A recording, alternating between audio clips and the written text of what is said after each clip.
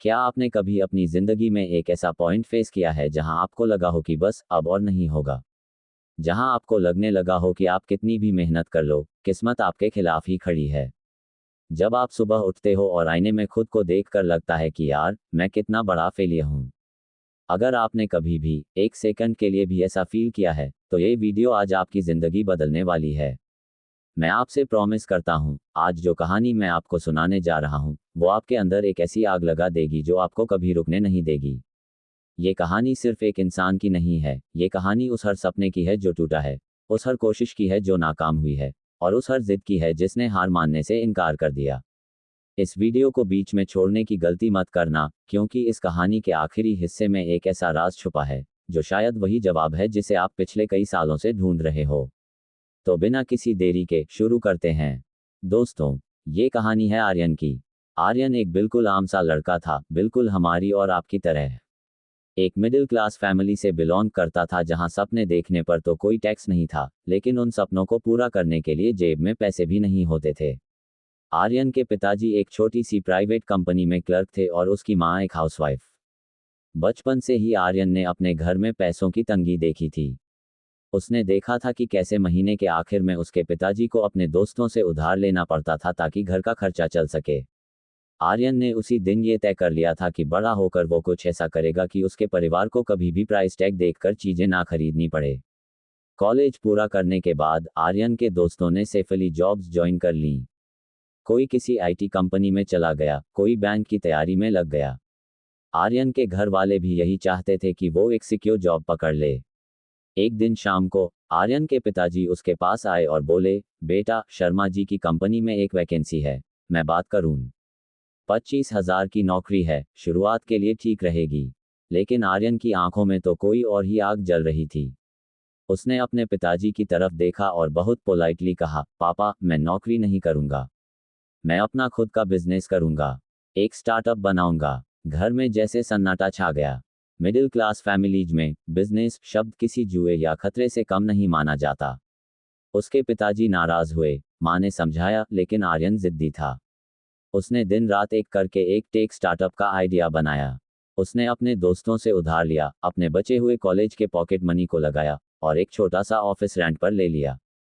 शुरुआत में सब कुछ बहुत अच्छा लग रहा था। आर्यन को लगने लगा कि बस अब अगले मार्क जकरबर्ग वही हैं। उसके अंदर एक अलग ही एनर्जी थी। वो दिन में 18-18 घंटे काम करता था। ना खाने का होश, ना सोने की फिक्र। लेकिन दोस्तों, रियल लाइफ और मूवीज में बहुत फर्क होता है।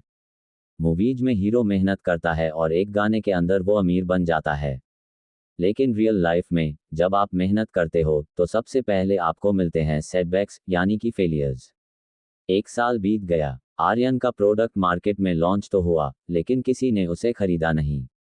उसके कंपेटिटर्स बहुत बड़े थे और आर्यन के पास मार्केटिंग के लिए पैसे नहीं थे। धीरे धीरे जो पैसे उसने उधार लिए थे वो खत्म होने लगे। जिन दोस्तों ने उस पर विश्वास करके पैसे दिए थे, उन्होंने अब अपने पैसे वापस मांगने शुरू कर दिए थे। ऑफिस का रेंट 2 महीने से बाकी था। एक दिन लैंडलॉर्ड आया और उसने आर्यन का सारा सामान बाहर निकाल दिया। उस दिन पहली बार आर्यन को फील हुआ कि फेलियर कैसा होता है। उसने अपना ऑफिस का साइन बोर्ड देखा जो सड़क पर पड़ा हुआ था, और उसकी आंखों में आंसू आ गए। जब वो घर वापस गया तो सिचुएशन और भी खराब थी। उसके रिश्तेदार घर आए हुए थे। एक चाचा थे उसके, जो हमेशा ताने मारते थे। उन्होंने आर्यन को देखा और जोर से हंसकर बोले, आ गया हमारा टाटा बिरला। अरे, हमने तो पहले ही कहा था, इन सब में कुछ नहीं रखा। बाप दादा ने कभी दुकान तक नहीं चलाई, ये चले थे कंपनी खोलने। अब हो गया ना बर्बाद। आपको पता है सबसे ज्यादा दर्द कब होता है? जब लोग आपसे ये नहीं कहते कि कोई बात नहीं, बल्कि ये कहते हैं कि हमने तो पहले ही कहा था। आर्यन चुपचाप अपने कमरे में चला गया और दरवाजा बंद कर लिया। उसकी सारी उम्मीद टूट चुकी थी। वो रात आर्यन की जिंदगी की सबसे लंबी रात थी। उसने अपना फोन स्विच ऑफ कर दिया क्योंकि उसे लगातार दोस्तों के कॉल्स आ रहे थे उधार वापस मांगने के लिए। उसका बैंक अकाउंट बैलेंस 0 था। उसके पास अपने फोन का रिचार्ज तक कराने के पैसे नहीं थे। वो जमीन पर बैठकर बच्चों की तरह रोया। उसे लगा कि उसने अपनी जिंदगी बर्बाद कर ली। उसे लगा कि उसके पिताजी सही थे, उसे 25,000 की नौकरी ले लेनी चाहिए थी।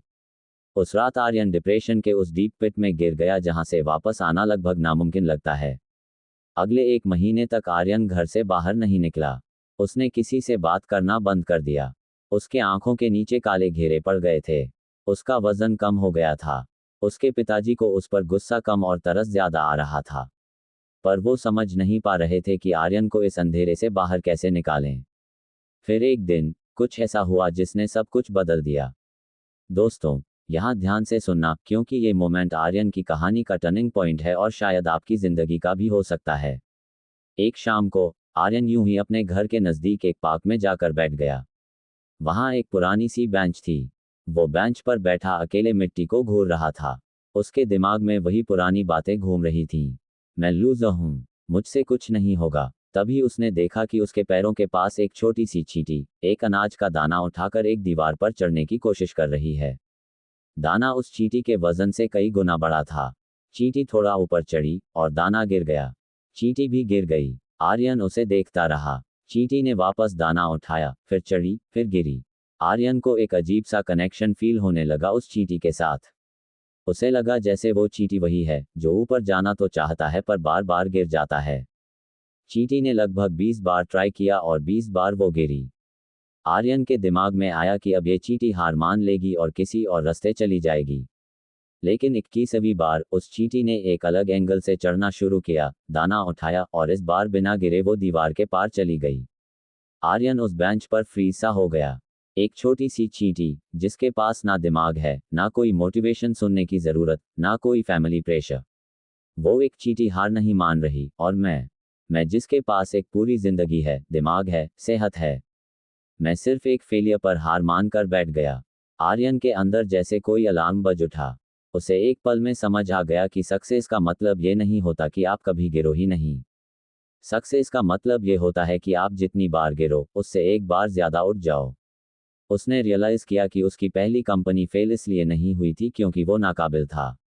वो इसलिए फेल हुई थी क्योंकि उसने गलतियां की थीं। उसने मार्केटिंग नहीं समझी, उसने ओवरस्पेंड किया, उसने जल्दबाजी की। ये फेलियर एक सज़ा नहीं थी, ये एक लेसन था। दोस्तों, हमारी सबसे बड़ी गलती ये होती है कि हम फेलियर को अपना फाइनल डेस्टिनेशन मान लेते हैं। हमें लगता है कि हम फेल हो गए मतलब हमारी वैल्यू खत्म। लेकिन असल में फेलियर एक चेक पॉइंट होता है। वो आपसे कहता है कि तुमने जो रास्ता चुना था वो गलत था, अभी दूसरा रास्ता ट्राई करो। आर्यन घर वापस आया। उस रात उसने अपना लैपटॉप खोला। लेकिन इस बार उसने कोई नया स्टार्टअप आइडिया नहीं सोचा। उसने एक ब्लैंक डॉक्यूमेंट खोला और उसमें लिखा, मेरा स्टार्टअप फेल क्यों हुआ। उसने अपनी सारी गलतियां पॉइंट बाय पॉइंट लिखनी शुरू की। तारांकन, मैंने मार्केट रिसर्च नहीं की। तारांकन, मैंने दिखावे के लिए बड़ा ऑफिस ले लिया जबकि काम घर से हो सकता था। तारांकन, मैंने गलत लोगों की टीम बनाई जिन्हें काम से ज्यादा टाइटल से प्यार था। जब उसने ये सब लिखा तो उसके अंदर का सारा डर और सेल्फ डाउट गायब हो गया। उसे साफ दिख रहा था कि उसकी नाकामयाबी एक मैथमेटिकल एरर की तरह थी जिसे करेक्ट किया जा सकता है। अगले दिन से आर्यन एक नया इंसान बन चुका था। उसने अपने ईगो को साइड में रखा। उसने तय किया कि पहले वो अपने ऊपर जो उधार है उसे चुकाएगा।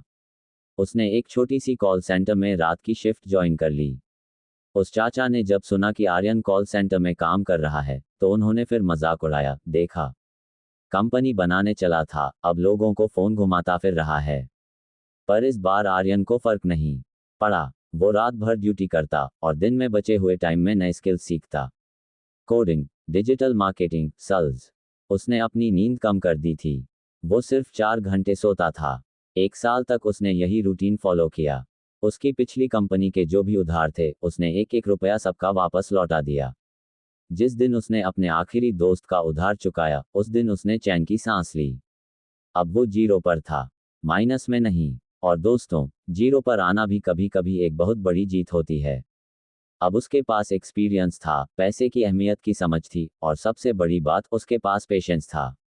आर्यन ने देखा कि लोकल दुकानदारों को अपना बिजनेस ऑनलाइन ले जाने में बहुत प्रॉब्लम होती है। वो उनके पास गया और बोला, मैं आपकी दुकान को ऑनलाइन करूंगा। मैं पहले आपसे 1 रुपया नहीं लूंगा। जब आपकी सेल्स बढ़ेगी तब आप मुझे कमीशन देना। लोगों ने सोचा इसमें उनका क्या नुकसान है। उन्होंने हाँ कर दी। आर्यन ने दिन रात एक करके उनके लिए छोटी छोटी वेबसाइट्स और मार्केटिंग कैंपेन्स बनाए। उसने कोई ऑफिस नहीं लिया। अपना बेड और अपना लैपटॉप, वही उसकी कंपनी थी। शुरुआत में कुछ नहीं हुआ। एक महीना बीता, 2 महीने बीते, पर फिर एक दिन एक छोटे से कपड़े के दुकानदार को ऑनलाइन एक बड़ा ऑर्डर मिला। उस दुकानदार ने खुश होकर आर्यन को उसका पहला चेक दिया। वो चेक सिर्फ 5,000 रुपये का था, लेकिन आर्यन के लिए वो 5 करोड़ से भी बढ़कर था। वो उसकी अपनी मेहनत का, अपनी नई स्ट्रैटेजी का रिजल्ट था। धीरे धीरे वर्ड ऑफ माउथ स्प्रेड होने लगा। एक दुकानदार ने दूसरे को बताया, दूसरे ने तीसरे को। आर्यन का काम बढ़ने लगा। उसने अब रात की कॉल सेंटर की नौकरी छोड़ दी और पूरा फोकस अपने नए काम पर लगाया। लेकिन अब की बार उसने पुरानी गलती नहीं की।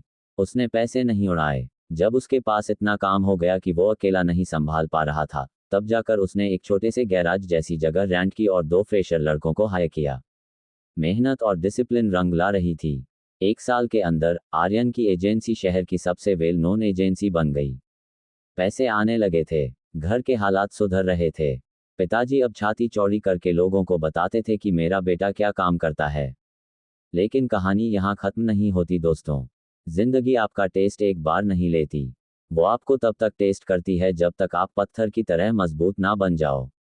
आर्यन की एजेंसी को एक बहुत बड़ी नेशनल ब्रांड का मार्केटिंग पिच मिलने का चांस मिला। अगर ये डील उन्हें मिल जाती तो उनकी कंपनी सीधा करोड़ों के क्लब में शामिल हो जाती। आर्यन ने अपनी टीम के साथ पूरे 1 महीने उस पिच पर काम किया। उन्होंने एक एक डिटेल परफेक्ट की।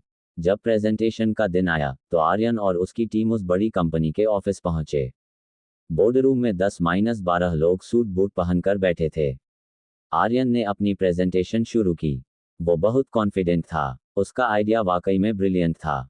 बोर्ड ऑफ डायरेक्टर्स के चेहरे पर स्माइल थी। उन्हें आर्यन का आइडिया बहुत पसंद आ रहा था। लग रहा था कि डील पक्की है। तभी उस कंपनी का सीईओ, जो अब तक चुप बैठा था, बोला, मिस्टर आर्यन, आपका आइडिया अच्छा है। आपकी टीम में एनर्जी है। लेकिन हमने आपका बैकग्राउंड चेक किया है। 3 साल पहले आपने एक और कंपनी शुरू की थी, जो बुरी तरह फेल हो गई थी। आप बैंकरप्ट हो गए थे। आप पर लोगों का कर्जा था।